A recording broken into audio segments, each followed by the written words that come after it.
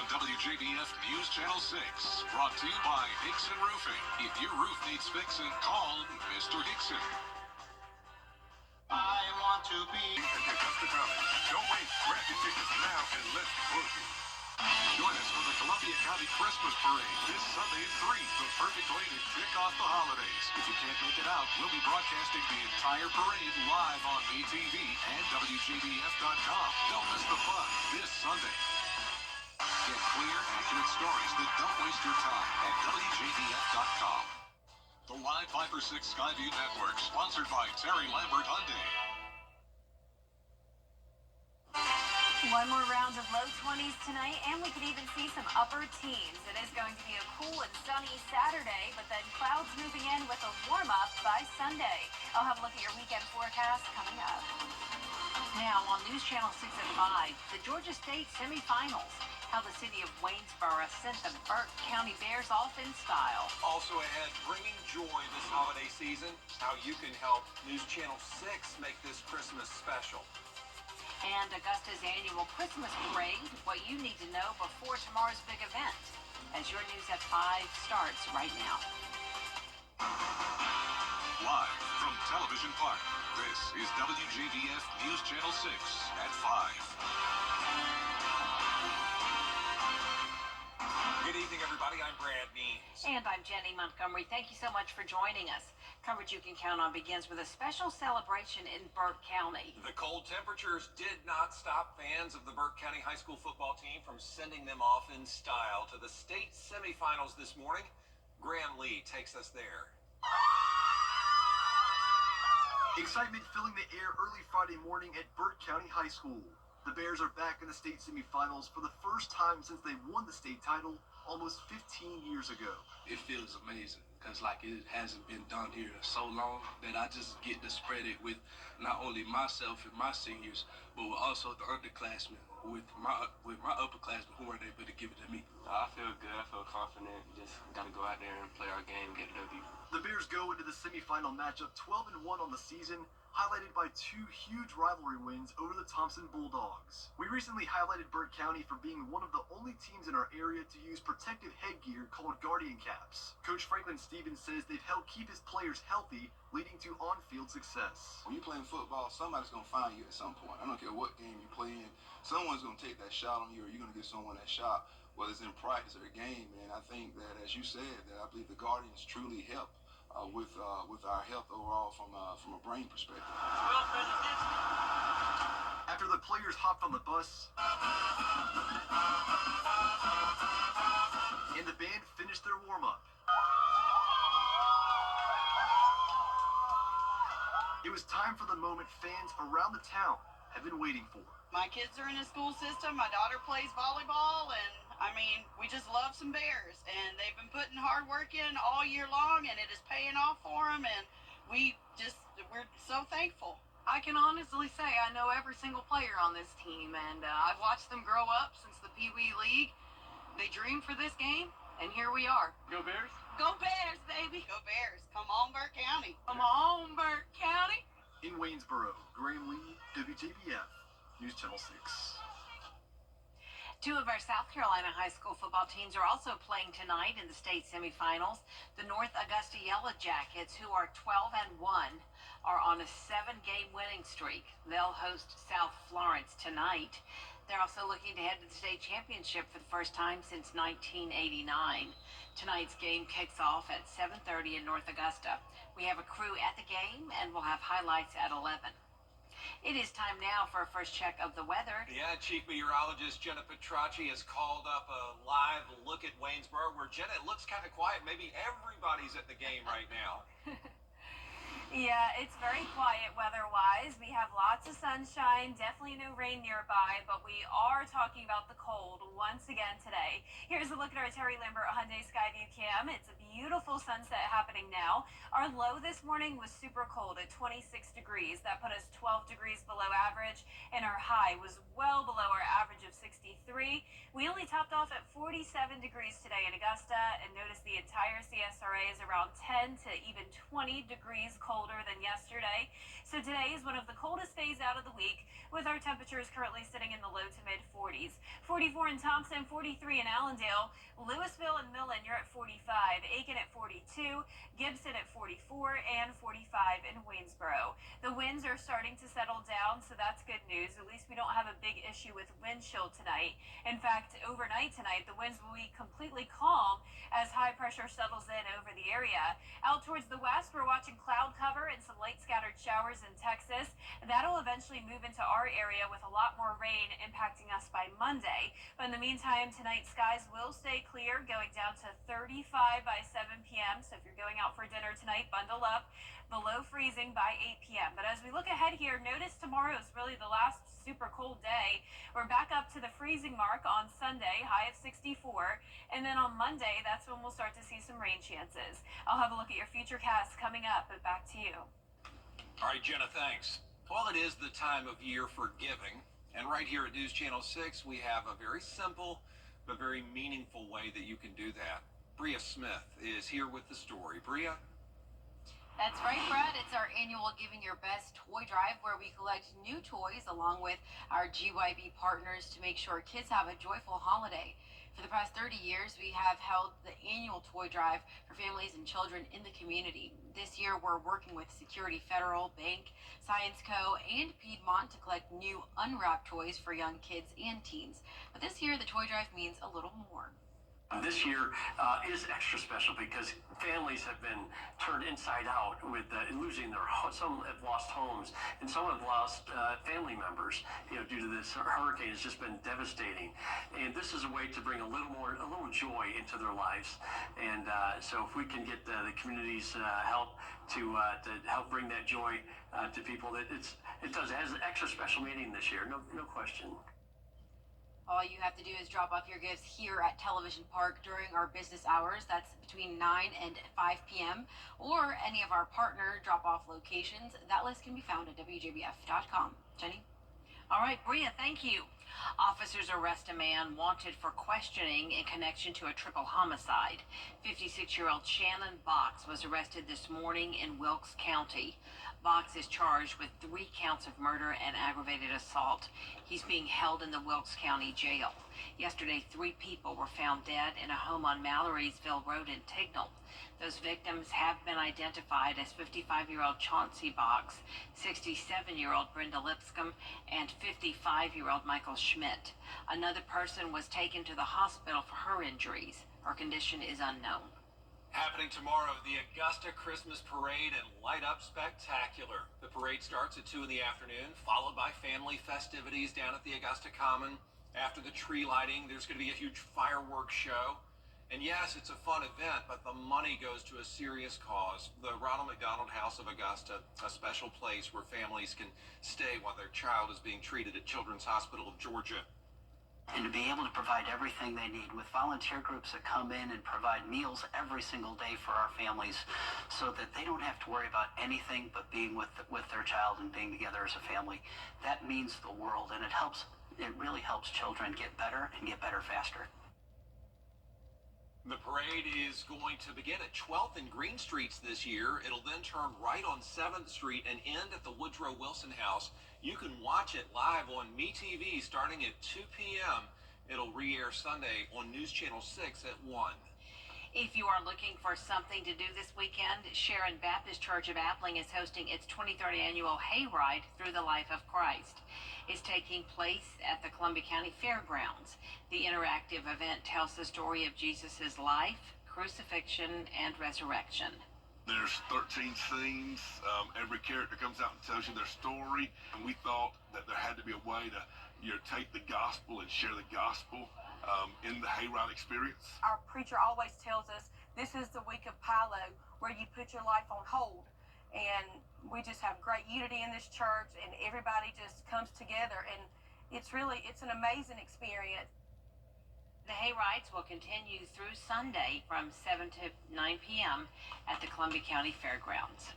We are taking a look at debris cleanup, the budget, and other big issues in Augusta on the next edition of the Means Report. We are taking a look at debris cleanup, the budget, and other big issues in Augusta on the next edition of the Means Report. City Administrator Tamika Allen is our special guest. She talks to us about Augusta's response to the storm. We also discuss the new city budget and the day-to-day management of more than 2,700 employees. So the first few days, of course, outside of the storm and outside of the budget, is getting to know the employees, getting to know and express to them the expectations that the governing body has for our organization. So right now, I'm in the midst of having meet and greets with all the respective employees for the city of Augusta, just to get to know them. And being there 32 years, I know many of them. However, I just want them to also hear the level of expectations and accountability that is going to be expected from everybody so that we can better meet the needs of our citizens. Don't miss our informative interview with Tamika Allen. Plus, Steve Castle is here to tell us how debris pickup is going as the upcoming deadline approaches. The Means Report, Monday afternoon at 12:30, right here on News Channel 6. Still ahead, a major earthquake off the coast of California. We'll hear from people affected by the tremors. In the last round of low 20s tonight, and even some upper teens in the forecast. So it's going to be a cool Saturday. And then we start to warm up on Sunday with rain on the way next week. Stay with us for your full Viper 6 forecast coming up. Angeles. Still ahead, Trees for Truth. How soldiers at Fort Eisenhower celebrated the holiday season after the forecast. Weather headlines on WJBF News Channel 6. Brought to you by Hickson Roofing. If your roof needs fixing, call Mr. Hickson. Whenever I felt I had a question. Now, your most accurate forecast with WJBF Live Viper 6. Welcome back. The sun is setting now as we take a look at our Terry Lambert Hyundai Skyview Cam in Emmanuel County. It's been a beautiful day with chilly temperatures. Started out in the low to mid 20s, only climbed into the low to mid 40s today. Right now, Augusta is sitting at 44. Northwest wind of 7 miles per hour. Dew point of only 11 degrees. Humidity at 26%. Around the CSRA, anywhere from around 42 up in McCormick, Edgefield, Saluda, and Aiken, down to 45 in Wrightsville, Sandersville, and Swainsboro. For satellite and radar, we have high pressure overhead. That's driving in a northwest wind, but eventually we'll see a south wind starting on Sunday, and that'll bring us some warmer conditions on top of rain and clouds moving in. Right now, it doesn't look like anything significant out in Texas, but eventually we'll see a cold front, and that'll bring us the rain chances Monday all the way into next Wednesday. In the meantime, though, we are focused on the cold temperatures going down into the mid-20s overnight, and then eventually down to around 22 in Augusta at 6 and 7 o'clock in the morning. Now, I am expecting some upper teens in the forecast as well. Notice a cold weather advisory has been issued for Jenkins, Screven, and Allendale counties for temperatures as low as 17 degrees, and that would happen between the hours of 3 a.m. to 9 a.m. tomorrow morning. So here's the forecast lows tonight. For the most part, low to mid-20s. Notice it's a little bit warmer out towards the west. Nonetheless, all of us well below freezing. This will be a hard freeze. 19 in Saluda, 18 in Millen, 19 as well in Allendale and Sylvania. Highs tomorrow will be in the low to mid 50s, so it is going to be a little bit warmer than it was today. Nice sunshine to enjoy tomorrow. And then on Sunday, more clouds will be moving in as we warm up to 64 degrees. In the morning, we'll be starting out 10 degrees warmer at 32. Speaking of Sunday, meteorologist Sherry Shealy and I will be at the Edgefield Christmas Parade in downtown. Looking forward to it, and we're also looking forward to these warmer temperatures. 64 at 4 p.m., partly cloudy skies. Be sure to visit us in Edgefield. We'll be judging the parade float. It's going to be a lot of fun. Highs tomorrow will be into the mid-50s, 64 on Sunday and Monday, 69 on Tuesday, and some places even making it into the 70s.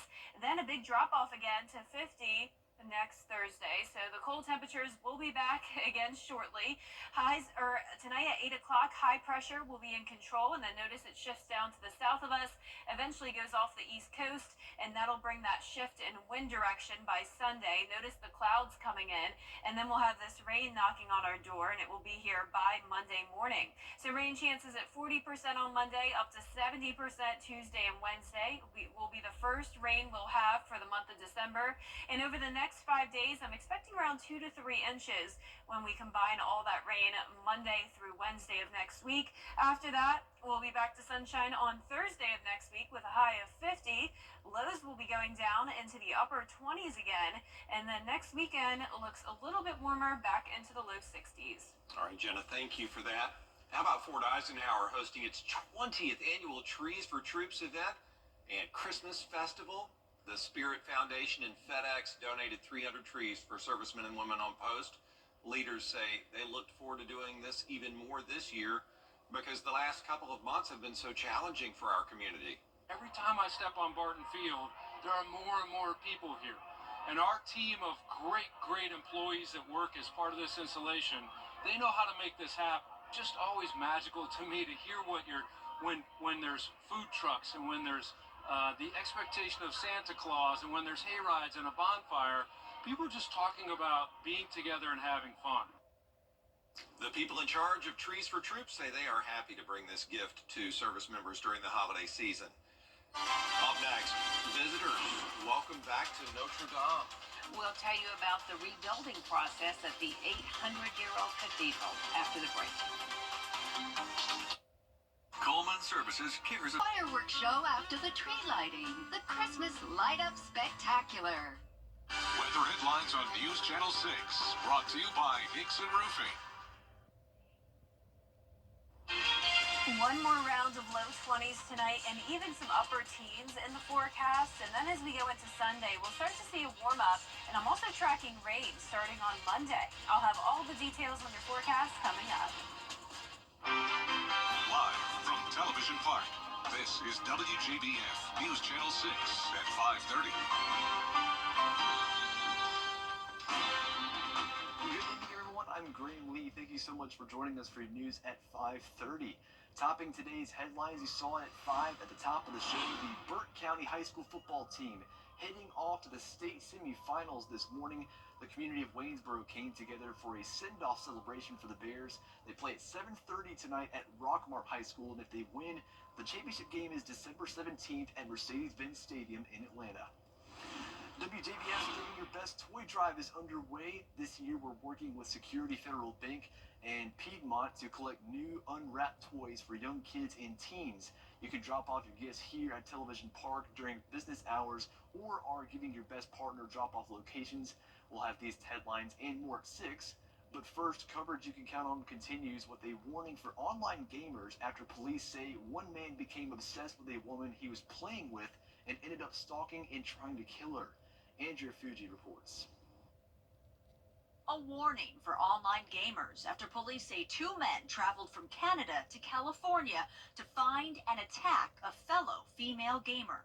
We know that online gaming is a big thing nowadays, and you just have to be cautious. Law enforcement says Canadian Devin Vanderhoff and a Monterey County woman knew each other from online gaming after playing together for years. They say last week, Vanderhoff and his friend, Darius White, took a flight and traveled to her home. It led to what we are calling an obsession, to where the point that Mr. Vanderhoff ended up flying from Canada down to Salinas, California, began following our victim and getting to know her pattern of life. Authorities say the 2 men posed as delivery drivers holding a package. They say when the woman's boyfriend answered the door, Vanderhoff stabbed him. When the woman jumped in to help, she was stabbed as well. Both the boyfriend and Vanderhoff were taken to the hospital. Vanderhoff's friend got away, but was arrested at the airport. Guys coming from Vancouver to Salinas to pose as an Amazon delivery person and stab somebody. I mean, it's extraordinary. Law enforcement says this all could have been a lot worse because inside that package were handcuffs, duct tape, and knives. They say it's a cautionary tale for online gamers. Don't divulge personal information, people, because you just don't know who is on that other end.